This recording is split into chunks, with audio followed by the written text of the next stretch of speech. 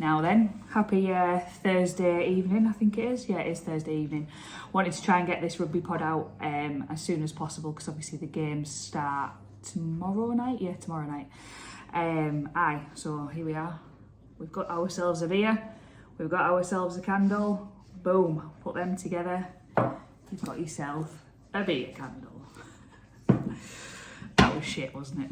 I'm really sorry. And I'm also sorry because I just got distracted whilst doing that. Staring past the camera, looking at the dog who's dragging a little, I don't really know what's going on, but she's dragging a little ass across the floor, which is excellent, isn't it? Lovely. I wanted to start this week's pod with a little bit of a mention for Beer 52. Obviously not an advert in any way, shape or form because we're nowhere near big time enough for that. Been getting the Beer 52 boxes sort of on and off for the entirety of the time that we've been doing beer candles. Some of you have probably noticed that in some of the candles that we post up on the website and up on the Instagram, because obviously any of you that also get the get the Beer 52 boxes will recognise them from that. But this month's edition of the Beer 52 box is all northeastern beers, so look at that, pretty cool. I had this one last night. I've got the can here. Great Northern Lager from Northern Monk. Do some really cool can designs. That one's nice and simple. It was actually really nice beer as well. Probably helped by the fact that I drank it in the bath after driving about 500 miles yesterday, and the same again the day before, up to all sorts of shenanigans, mainly trying to find a new house to buy. But yeah, if anyone's looking for a house on the outskirts of Manchester, drop me a message because ours is up for sale. But yeah, this week's edition of the Beer 52 box and the little Ferment magazine, which is definitely worth a read. Even when I wasn't drinking, I was still getting the boxes just so I could read this Ferment magazine. And it's all about some of the cool northeastern breweries. There's a bit of a shout out in here to a couple of places that we've been, a couple of places that have had our candles as well, which is pretty cool. But I just wanted to highlight this one first and foremost. We've got the Full Circle guys in here, and they do their running club as well, which is pretty cool. Something else that I'm quite passionate about. But here we go, the haze on the tie. Look at that. So this is the 2x2 brewery, which we did some candles for a couple of months ago now, I think. And the guys there are spot on. They do some really nice beers, and there's really nice vibes if you're ever heading out that way. It's really easy to get to as well, just straight off the motorway. So type it in your Google Maps and get yourself there. It's definitely worth a visit. Owned by a guy called Rob McLeod. Spot on little brewery it is. Doing big things. They've got a really nice big colourful wall in there as well. But yeah, just wanted to make you aware of that and highlight the Beer 52 boxes. And you know, if you're into beers, it's definitely worth a shot. I think you get the first one for free anyway when you sign up, but I'm not going to big them up anymore. If they want me to talk about them some more, they can give us some freebies. But yeah, if you are interested in signing up for Beer 52, drop me a message because I think we do have a little sneaky code for doing that sort of thing. But yeah, definitely worth a look this month for those of us in the northeast, highlighting the northeast and all of the cool things beer-wise that are going on up there. It's very Newcastle heavy as well, which is cool because it often gets sort of watered down a little bit into North Yorkshire as well because of all the really cool breweries that are up in North Yorkshire. But just to give you a little quick run through of the beers that are featured in this one, we've got Brew York, obviously in York. Awesome beers, some of the best beers that you'll get. Some really cool can designs as well, and we'll be in there soon picking up some more beers for our Browns order this year because they're like the fairy tale of Brew York cans, with them being Christmassy themed, and obviously we can then put our Christmassy wax in them, so it's all, you know, it's all working together. I think last year we spent a fortune going down to Brew York and buying their cans because obviously there's only so many that you can scrounge off people, and they're quite spenny as well, so we were having to part with a little bit of cash to get hold of some of them, but it was definitely worth it. Those of you like me who are Darlington born and raised, the closest to us is probably the Three Brothers over Stockton Way, and Tooth and Claw, who are based in Middlesbrough. I think they're an offshoot of Cameron's. In fact, I know that they're an offshoot of Cameron's, which is pretty cool. It's their like craft beer arm of the Cameron's brewery. Got Vaux up in Sunderland, 2x2, Alpha Delta and Full Circle in Newcastle. We've got Allendale Brew Co, which I've got one of their cans here. These are based in Hexham. Hexham's obviously been in the news recently with the chopping down of the bloody sycamore gap tree. Fucking idiots. Yeah, Three Brothers in Stockton. We did some candles for them last year as well. Roosters Brewing Company down in Harrogate. The other half of beer candles, Laura Ferguson. She's down in Harrogate Way, and we need to go and check out the Roosters brewery because it's supposed to be really cool. Magic Rock, which is over in Holmfirth, I believe, sort of near Huddersfield. I've been there as well. Shout out to them, and O'Brien's or O'Brien's, I'm not sure of the pronunciation, sorry guys. But their bottle shop over in Huddersfield as well, which is pretty cool. Definitely worth a visit if you're out that way. And then we've got Northern Monk over in Leeds as well, so there's a little map just on there. Because there is loads of cool breweries up here. I don't know if you can see it there, but yeah, I'll post a picture of that on the Instagram as well, I reckon, because it is pretty cool, and it's cool to have all these things on my doorstep at this moment in time, but hopefully soon to be on my doorstep.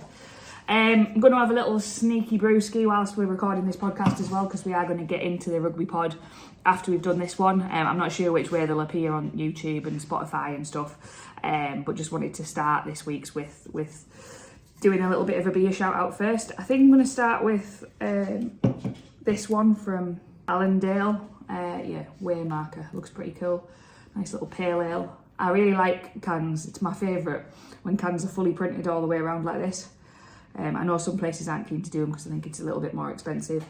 You get obviously the cans that are just a label stuck on a can like that. No, throwing no shade at all, guys. I know it's probably the more cost-effective way of doing it is like that. But yeah, when they're printed all over like this, they make absolute spot-on candles.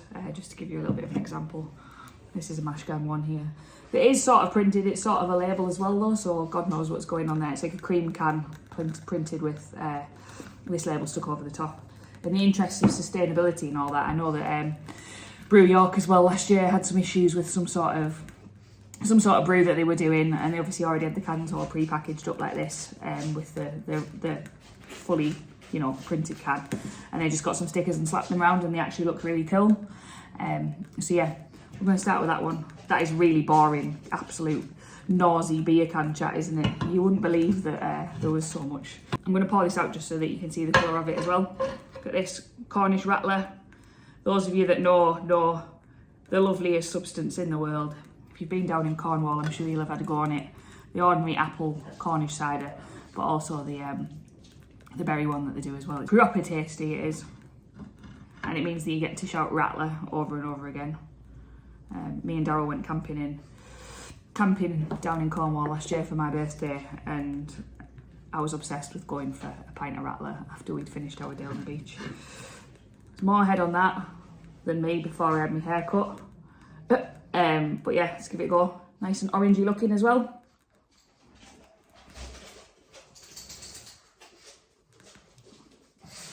Nice that. Juicy.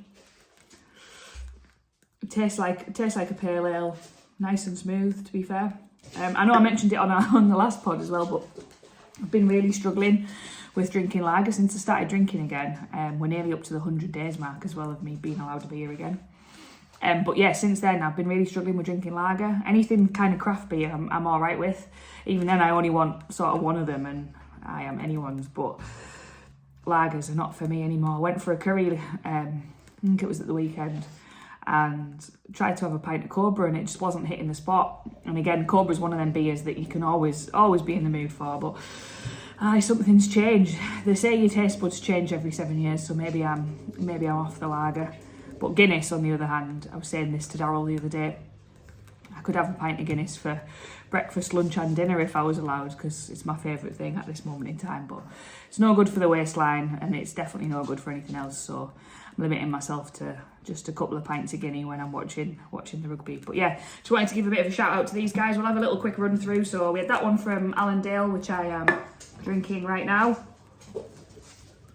We had this one here from Roosters Brew Co, which is a gluten-free session NEPA Northeast IPA.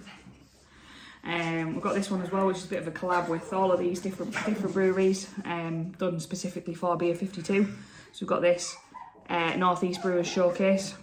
I'm excited to try that one. Great Northern Lager, which I told you about, that I'd had a go on in the bath the other day. What else have we got in here? Let's just have a little look. See, usually I get the boxes.